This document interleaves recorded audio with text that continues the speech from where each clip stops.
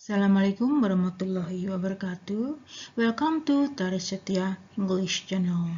Today's lesson we are going to talk about penilaian sumatif. Nah, hari ini kita akan berdiskusi dan akan membahas tentang soal-soal yang berkaitan dengan penilaian sumatif. Materi yang kali ini akan dibahas adalah tentang recount text. Mari kita simak pembahasan teks berikut ini.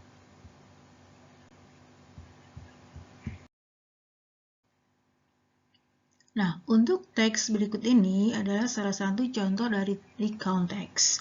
Tapi sebelum kita bahas tuntas tentang soal-soal yang ada hari ini, kita simak dulu atau kita mereview dulu apa sih yang disebut dengan recount text itu. Kita sudah membahasnya bahwa recount text itu adalah teks yang biasanya membahas atau menceritakan tentang pengalaman di waktu yang lampau. Jadi ada beberapa teks yang tergolong ke dalam recount text. Yang pertama adalah imaginative text, kemudian yang kedua adalah personal experience, kemudian factual, dan ketiga adalah historical recount. Itu adalah 4 jenis teks yang termasuk atau tergolong ke dalam jenis recounts. This one is the first text. Ya, jadi kalau kita melihat dan menemukan soal seperti ini, biasanya kita langsung menuju ke soal ya. Jadi tidak perlu kita membaca secara utuh kecuali kalau kita memang memerlukannya. Tapi kali ini kita akan membahasnya dari teks ini supaya kita atau supaya anak-anak bisa melihat dan memahami sebetulnya teks ini tentang apa sih. Nah, baik, paragraf yang pertama adalah last week my father gave me a gift. He bought the gift at a bookshop somewhere in Bogor. He said he forgot my birthday, so he bought it for me as an apology. I was surprised with the gift, so I told him that I have given him forgiveness because he brought me a birthday gift. Nah, di paragraf yang pertama ini diceritakan bahwa minggu yang lalu the writer's father, ayah dari penulis ini memberikan sebuah hadiah. Hadiah ini diberikan sebagai bentuk permohonan maaf karena ayahnya telah lupa dengan ulang tahunnya si penulis tersebut, dan ayahnya memberikan sebuah dictionary. Itu adalah hadiah dari ayahnya. The next paragraph is, it is a visual dictionary. The visual dictionary is quite heavy. No wonder it has a hardcover inside. It has so many pages. It is really thick. There are so many explanations about English words in it because there are many chapters. There are chapters about the human body, animals, plants, color, and even about the solar system.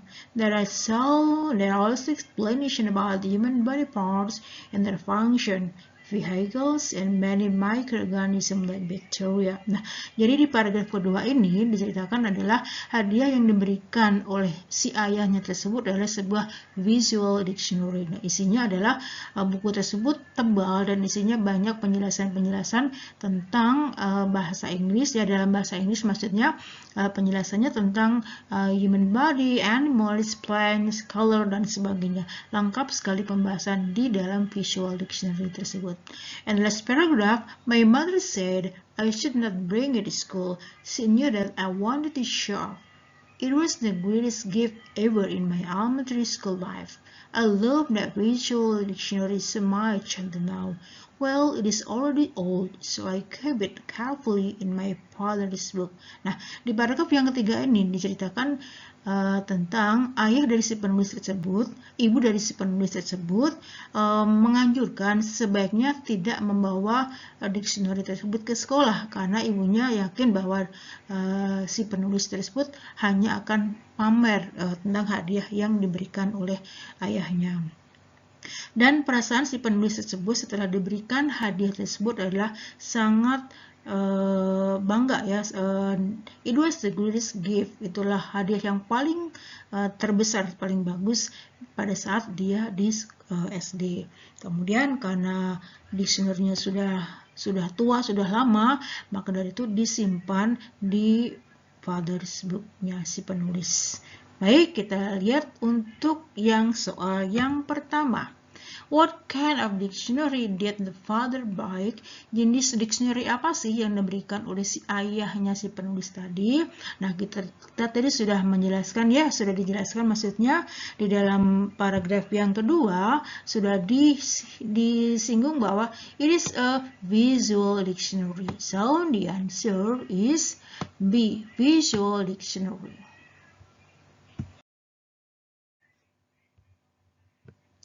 So next number. Why did the father buy the gift? Kenapa ayahnya memberikan dia hadiah? Tadi sudah dibahas ya, karena dia diberikan hadiah karena si penulisnya itu berulang tahun. So the answer is A. It was the writer's birthday.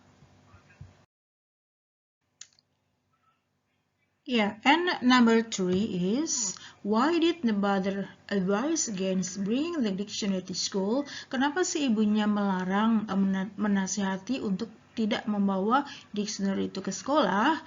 Tadi di paragraf yang terakhir dijelaskan bahwa my mother said that I should not bring it to school. She knew that I wanted to show off. Nah, ini adalah petunjuk atau clue untuk menjawab pertanyaan di nomor ini. Why did the mother advise against bringing the dictionary to school? Because the writer wanted to show off. So the answer is B. Next number, how does the writer feel about the visual dictionary? Bagaimana sih perasaan si penulis pada saat dia mendapatkan visual dictionary? A. Indifferent, dislike it, love it, or want to share it. Sudah dijelaskan juga tadi dibahas bahwa it was the greatest gift ever in my elementary school life. I love that visual dictionary. So the answer is C. Let's take a look for this number. Last week, my father gave me a gift. He bought the gift at a bookshop somewhere in Bogor. He said he forgot my birthday, so he brought it for me as an apology. I was surprised with his gift, so I told him that I was giving him forgiveness because he brought me a birthday gift. The question is, this part of paragraph is called, bagian di paragraf pertama ini dalam teks recount termasuk ke dalam, ada 3 bagian ya untuk yang recount teks. Yang pertama adalah orientation, kedua adalah events, dan ketiga adalah reorientation. Nah, karena ini adalah di paragraf yang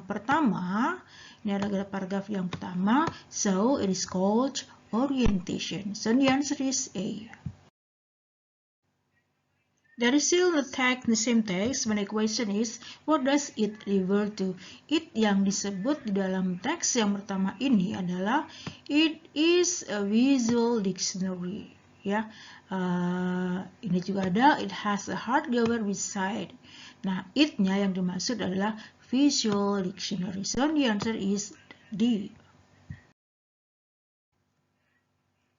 Well, let's continue for discussing about this number. This one is the other kind of recount text. Nah, ini adalah teks yang lain ya. And the title is A Trip to the National Zoo and Aquarium. Perjalanan menuju ke National Zoo and Aquarium. Yesterday, my family and I went to the National Zoo and Aquarium to visit the new snow cubs and the other animals. Nah, kemarin keluarga saya dan saya berkunjung ke National Zoo untuk melihat pertunjukan anak beruang ya, dan animals yang lainnya. In the morning, when we go to the zoo and aquarium, there was a great big line. Nah, paginya pada saat kami pergi ke zoo, terlihat antriannya sangat panjang, but we had to wait a while to get in. Tapi kita sangat sabar untuk menunggu antrian tersebut. Nah, paragraf yang kedua, after we entered the zoo, we went straight to the enclosure for the snow cub. Nah, pada saat kami masuk, kami melihat pertunjukan snow cubs. My brother and I were so excited to see them. Saya dan my brother sangat excited untuk melihat pertunjukan tersebut. They were so cute and playful. Nah, mereka si anak-anak beruang tadi sangat cute dan playful. At lunchtime, pada saat waktunya makan siang, my dad decided untuk memasak barbecue. He cooked sausage so we could have sausage sandwich. Mereka memasak sausage so we could, jadi mereka akan memasak sandwich sauce. My mom forgot the tomato sauce. Nah, ternyata ibunya lupa membawa tomato sauce. So we had to eat them plain. Jadi mereka mau makan sandwichnya dengan hambar ya, plain. In the afternoon, we visited the aquarium. Nah, mereka mengunjungi akuarium in the afternoon. Paragraf yang ketiga, my brother was excited to see the shark and a tropical fish. Nah, my brother sangat excited untuk melihat shark and a tropical fish. At that time, at the end of the day, when we left, we were going to get the ice cream, but we decided we were too tired, so we drove straight home. But of course, I was very happy. Nah, di paragraf yang terakhir diceritakan bahwa my brother sangat excited untuk melihat shark. Kemudian di akhir hari tersebut kami langsung pulang dan memutuskan untuk pulang karena sangat capek. But of course, tapi tentu saja the writer was very happy to see the National Zoo. Kita lihat, the question is, what did the family go to see the National Zoo in aquarium? Dimana apa yang dilihat oleh familinya pada saat mereka pergi ke National Zoo? Tadi sudah dijelaskan di paragraf yang pertama bahwa my family and I went to the National Zoo and aquarium to visit the new snow cap. So the answer is B.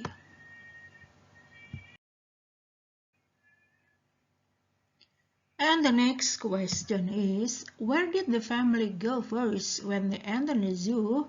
Apa sih pertama yang dilakukan atau yang dikunjungin oleh the family pada saat mereka ke National Zoo? Nah, tadi juga dijelaskan yang pertama adalah mereka berkunjung ke Snow Cap. So, the answer is enclosure for the snow caps. And the next question is, why did the family have to eat sausage sandwich plain?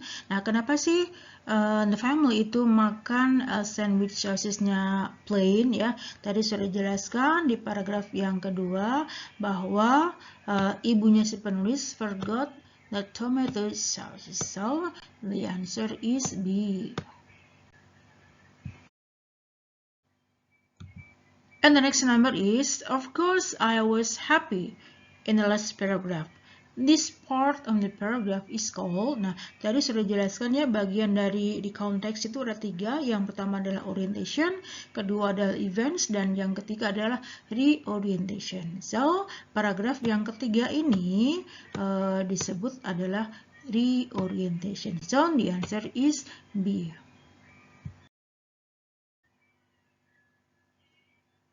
Ya, and on this number, which one is not the kind of the context?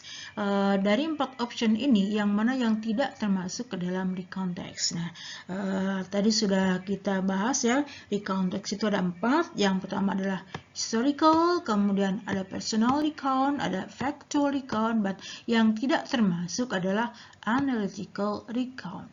Ya, ada historical, ada personal, ada factual, satu lagi imaginative. So the answer is B.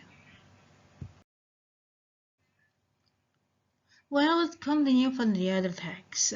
This text is still about recounts and it is still about personal experience. Last holiday was my worst holiday because I didn't go anywhere. Liburan kemarin adalah liburan yang paling bad in my life because karena tidak pergi kemana-mana. I just stayed at home. In the morning, I wake up and had breakfast. Pagi kegiatannya sarapan, kemudian bangun sarapan. After that, I played with my cat. In the afternoon, I had lunch, and after that, I took a nap. In the evening, I watched until I felt boring. My daily activities were like that during the holiday. So, it was should last holiday was my worst day. Nah, ini adalah pengalaman yang tidak mengenakan ya bagi si penulis. The question is, where did the writer spend his holiday? Di mana dia menghabiskan holiday-nya, menghabiskan waktu liburnya. Tadi sudah dijelaskan ya, dia hanya tinggal di rumah saja, nggak kemana-mana. So the answer is C.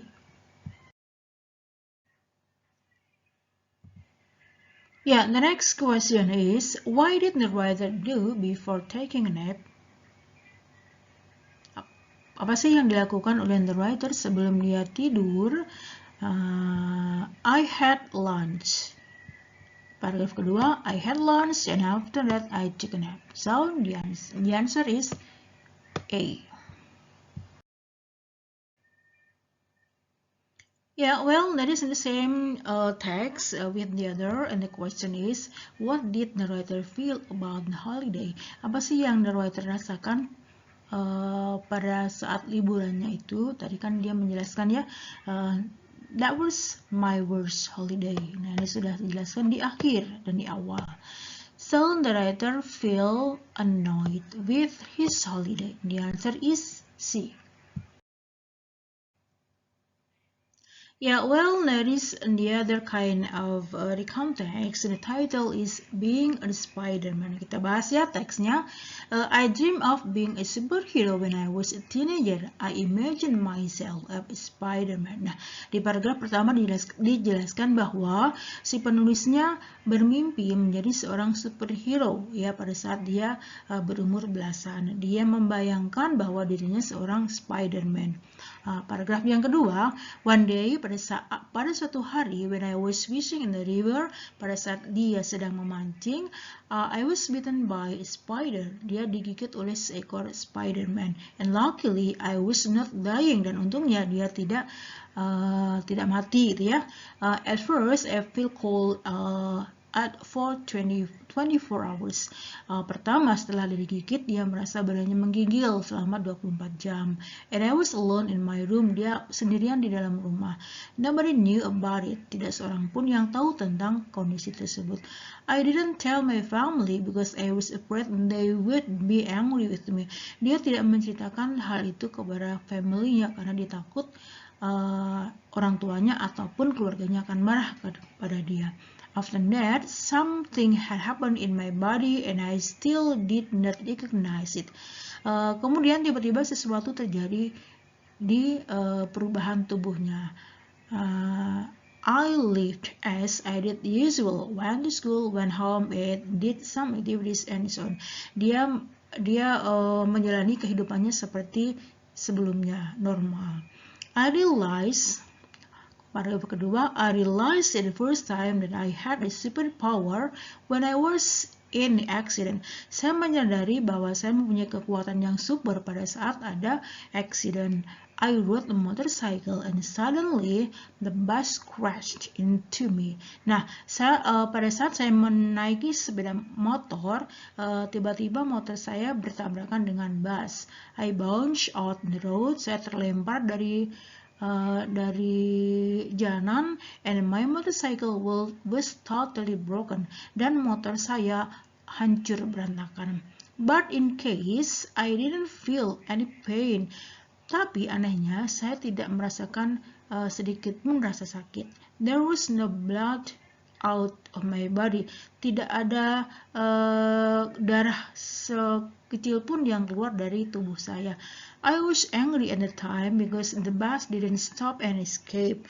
I ran after it and didn't know why I could run so fast and jump so high. Saya tidak menyadari dan tidak tahu kenapa saya bisa berlari sekencang itu dan melompat setinggi itu. I jumped in the back of the bus and climbed like a spider. Saya melompat ke dalam belakang bus dan menaiki layaknya seperti seekor spider. I went to the front, stopped the bus, and took the driver out of the bus door. Saya masuk ke dalam bus, menyetop dan menarik drivernya untuk keluar dari bus. I knew that it was no longer a normal human being. I did nothing more than bus driver. I went back home and decided what to do after that. Nah, dia tidak menyadari ya, dia menyadari bahwa itu adalah normalnya seorang human being nantinya. I did nothing like a super Spider-Man in the movie and help people to catch a criminal. Saya tidak melakukan apapun seperti di movie-movie ya untuk menolong orang-orang untuk mengejar criminals. I was a opportunist superhero. I was afraid to killing people so that I hid my power from anybody.